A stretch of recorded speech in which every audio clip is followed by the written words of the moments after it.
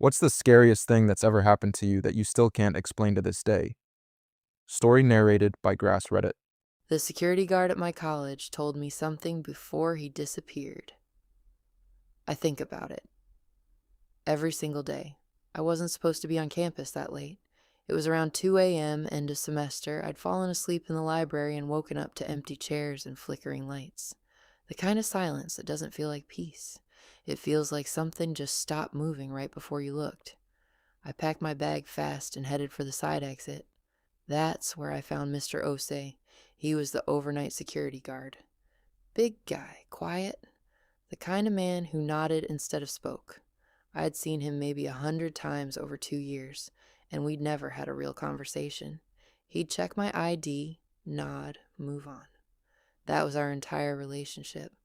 That night he was standing at the end of the corridor just staring at the door to the basement maintenance level, not checking it, not walking toward it, just standing there completely still, with his flashlight pointed at the floor. I almost walked past him. He spoke first. "You feel that?" I stopped. "Feel what?" He didn't look at me, still watching the basement door. "Some buildings collect things," he said. "Not ghosts, not like the movies, just wait. Bad moments that never finished happening. You ever walk into a room and feel like you interrupted something?" I had. I didn't say so.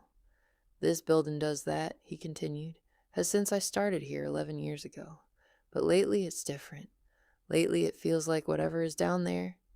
He paused, tilted his head slightly like he was listening. "Is finished waiting."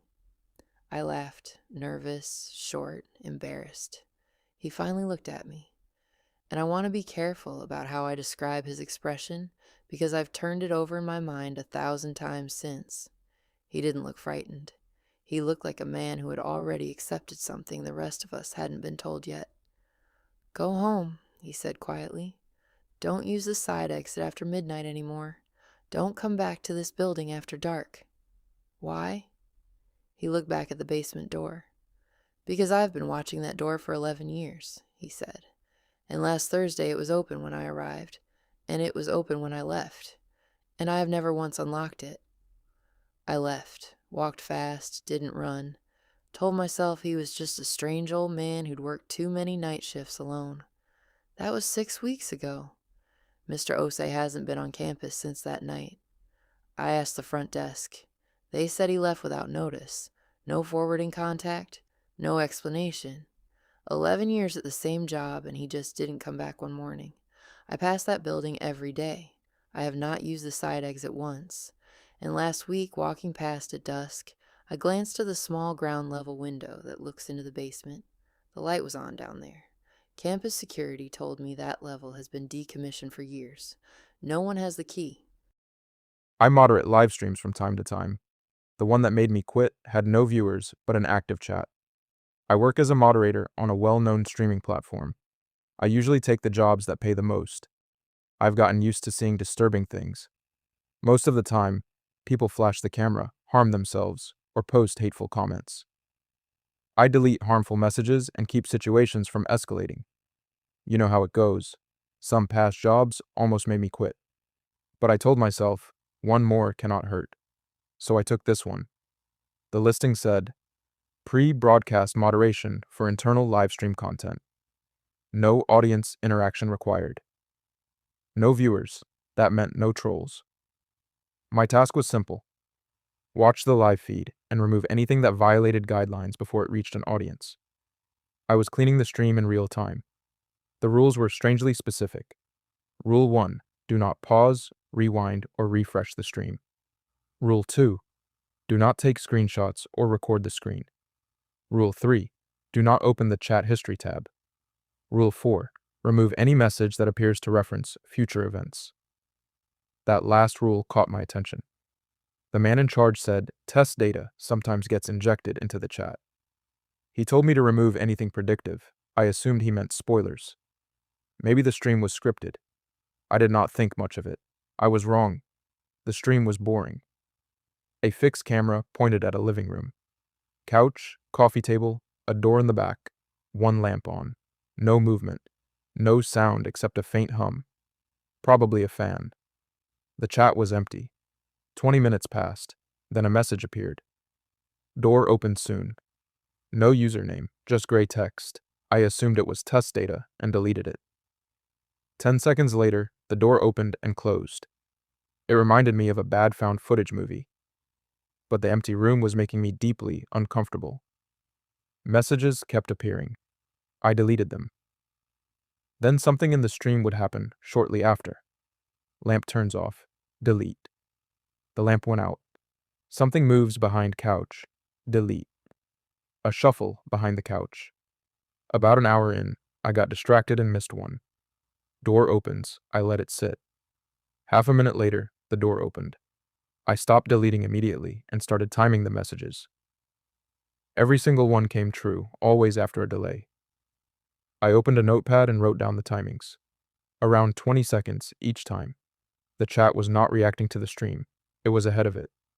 How? Where were these messages coming from? I wanted a picture. So I broke Rule 3 and opened the chat history for just 2 seconds. It was a long list of messages describing events. Most were about the empty room. Then I saw it. Moderator closes chat history. I froze. I had not done that yet. Moderator feels happy. They closed chat history. I slammed the history tab shut. My hands were shaking. I told myself there had to be an explanation. Preloaded logs, a simulation, something technical. My webcam was covered, so it could not be a prank. No one could see my reactions. Then a new message appeared. Moderator checks behind him. I stared at it. I did not move. I did not delete it. The room stayed empty. 10 seconds, 20, 30. Too late, I turned so fast I nearly hurt my neck. Nothing was there. That felt worse than if something had been. I laughed. I actually laughed. Then I looked back at the stream.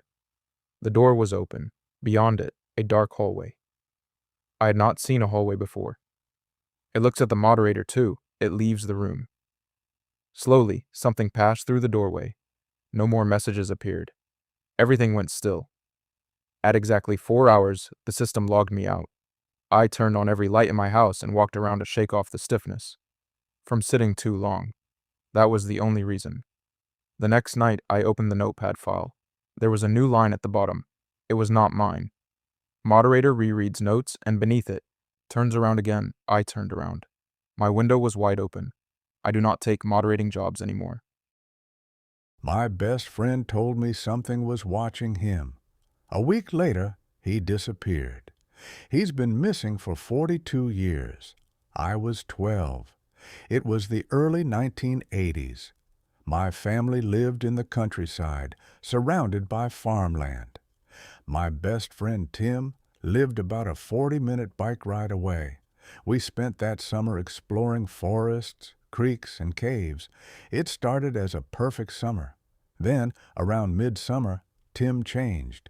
He became quiet. He stopped laughing. Eventually, he told me why. He said something was watching him. He heard things in his room at night, whispers right beside his ear. One night, he looked out his window and saw a dark figure staring at him from the cornfield. When he told his father exploded. He threatened to lock Tim away. He demanded Tim never speak of it again. I can only imagine how alone Tim must have felt. The voices got worse. The stalking got worse. I told him I believed him.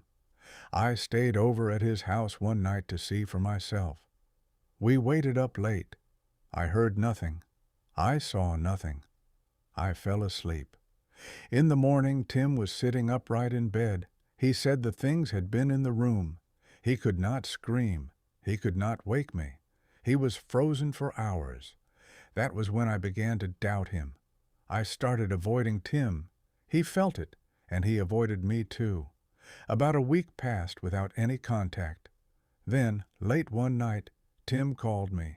He was frantic, sobbing. He begged to come over. He said they were coming tonight to take him away. I begged my parents to let him come. They agreed. I grabbed my bike and sped toward our meeting spot on the main road. I turned on my walkie-talkie and called for Tim. At first, only static. Then his voice broke through, but I could not make out the words. He sounded terrified. I reached our meeting spot. Tim was not there. I waited. Nothing. I kept biking toward his house, calling into the walkie-talkie. The static grew louder. Then it cut out completely. In the silence, I heard my own voice echoing from just ahead. I jumped off my bike and ran. There, on the side of the road, lay Tim's bike, his walkie-talkie, and his backpack. No Tim. I shouted his name. Only the rustling of the corn answered. I stepped into the field, and a wave of pure fear hit me. I cannot explain it. I panicked and raced home as fast as I could. The police searched. The whole town searched. They found nothing. Tim was gone.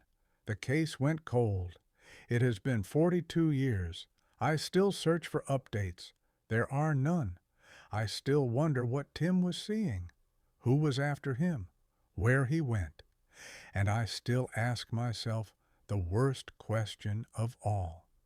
What could I have done to save my friend?